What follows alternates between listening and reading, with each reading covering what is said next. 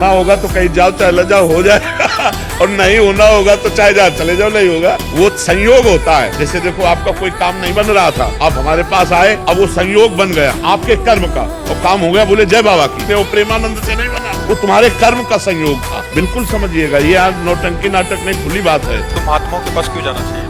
सुकृत बढ़ते हैं, बुद्धि शुद्ध होती है, प्रारब्ध को सहने की सामर्थ्य आती है, आगामी हमारे जो कर्म है वो सुधर जाते हैं, पीछे के जो कर्म है वो भस्म हो जाते हैं, प्रारब्ध भोगने की सामर्थ्य आती है। तो ये कर्म है कि नहीं है? ये भी तो एक कर्म है। उनका सत्कर्म बना, वो नंगे पैर चल करके आ रहे हैं या जूता पहन करके आ रहे हैं या किस भावना से आ रहे हैं, और भावना से आए और संत दर्शन की कामना की, तो एक कर्म भी तो बना उनका। इस कर्म से उनको लाभ नहीं मिलेगा। तो कोई आ रहा है 1000 कोस से, कोई 500 कोस से सवारी में धक्का खाते हुए ऐसे, और रोड किनारे खड़ा है रात्रि भर, तो ये उसका तपस्या नहीं बनी, ये उसका परम पवित्र कर्म नहीं बना। अब ये कर्म कामना पूर्ण कर दे तो प्रेमानंद उसमें कहाँ है? ये उसका कर्म है, ये उसकी मेहनत है, ये उसकी भावना है, ये उसकी श्रद्धा है, ना कि हम है। अब उसको लगेगा कि हम प्रेमानंद के दर्शन के हमारा काम बन गया। नहीं, तुम्हारी मेहनत, तुम जो सैकड़ों किलोमीटर चल करके आए और खड़े रहे घंटों, और फिर इसके बाद दर्शन हुआ, तुम्हें आनंद लगा, ये तुम्हारा कर्म तुमको सुख दे रहा है। नहीं तो देखो, अगर हमारा कर्म बिगड़ जाए तो हम कह रहे हैं फिर हमको कोई सुख नहीं दे सकता।